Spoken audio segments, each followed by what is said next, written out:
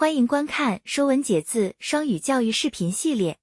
本视频配有普通话讲解，并提供同步英文字幕。本期内容聚焦于两个与人类情感息息相关的字“哭”与“笑”。有趣的是，尽管哭与笑是人类最基本的表情，这两个汉字在古代文献中却出现的相对较晚。这是为什么呢？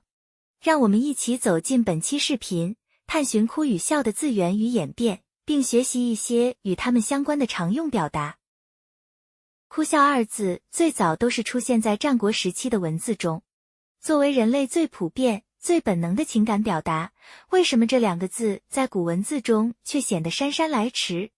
在现存的甲骨文和金文资料中，我们都未能找到哭与笑的字形。一种较为合理的解释是，甲骨文主要用于记载祭祀、狩猎、军事、农业和历法等与国家治理以及宗教仪式密切相关的事物，而金文铭文则多见于诰命、祀典、诏令、围猎和盟誓等重大事件。因此，有可能哭与笑这类更为贴近日常情感表达的内容，并不在当时的书写和记录范围之内。哭字的现代字形明显与犬有关，事实上，笑字在小篆中的写法也与犬有关，而非妖。许慎在《说文解字》中认为，小篆的哭是一个形声字，从宣表意，从欲省声。两个口的宣通喧闹的喧，意思是哭声嘈杂，而欲省声则表示用欲来标示发音，其中仅取其犬部。然而，这种解释难以令人信服。清代学者段玉裁认为，哭字从宣，从犬，属于会意字，原指狗的哀鸣。另一位清代学者徐浩进一步指出，古人造字时常有以禽兽之意借指人事的现象。例如，特字本意是体型庞大、为阉割的公牛，后来借以形容人之奇特；笃字原指马行缓慢，后来用来描述人之笃实。按照这一逻辑，可以推测，哭字的本意为犬嚎，后来引申为人之大声哭泣。这一推测也可从鬼哭狼嚎的成语中得到印证。笑字最早见于战国中晚期出土于郭店楚墓的竹简。从字形演变轨迹来看，在战国和汉代，笑字的构型通常为上草下犬。到了小篆时期，字形逐渐鹅变为上竹下腰。一种较为合理的推测是，最初的笑字上部并非草或竹，而很可能是描绘人发笑时的眉眼特征。后来在传抄过程中，上部笔画逐渐被误写为草，再鹅变为竹。眉开眼笑一词或可作为这一推测的佐证。字形下部的腰则用于表音。腰的本意为草木茂盛、美好，如《诗经》中桃之夭夭，形容桃花盛开，姿态娇美。著名学者钱钟书认为，夭在古代亦可引申为笑的意思，常用于吟咏春花。描写花朵在风中摇曳、姿态俏丽的文字，也常以笑字入笔，表达那种含笑、娇艳的意象。在现代汉语中，哭的基本含义是人因悲伤或激动而流泪发出声音，后来引申为吊唁、哭诉等意思。常见相关成语包括欲哭无泪、哭笑不得、嚎啕大哭、哭天喊地。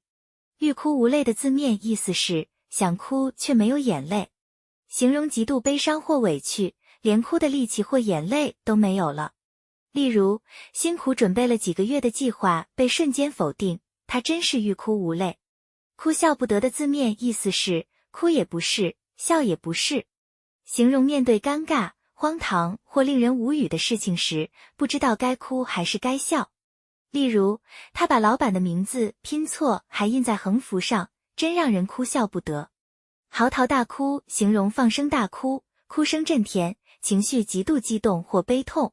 例如，孩子摔了一跤，嚎啕大哭，引来了不少路人围观。哭天喊地意思是对着天哭，对着地喊，形容极度悲痛、激烈的发泄情绪，有时带有夸张或戏剧化的成分。例如，一点小事他就哭天喊地，真是小题大做。笑的基本意是因喜悦而在脸上表现出的欢乐表情，或发出开心的声音。除此之外，笑也可指微笑、冷笑、讥笑、嘲笑、玩笑等不同语境下的情绪表达。常见的相关词语包括50步笑百步、笑不可支、笑里藏刀、笑看人生。50步笑百步的典故出自孟子，梁惠王，原意是作战时退了50步的人嘲笑退了100步的人，比喻本质上彼此差不多，却讥笑别人，讽刺那些自己也有缺点却爱指责他人的人。例如，你们俩都没有完成任务，别50步笑百步了。笑不可支的意思是笑得停不下来，常用来形容非常滑稽或令人捧腹的场景。例如，他的即兴脱口秀表演让观众笑不可支。笑里藏刀形容一个人表面和气，内心却暗藏恶意，用于揭示伪善、居心叵测的人。例如，他看起来和蔼可亲，其实是个笑里藏刀的人，不能掉以轻心。笑看人生的意思是用微笑的态度来看待人生，表示豁达、从容、乐观的人生态度，无论遇到何种困难都能平静面对。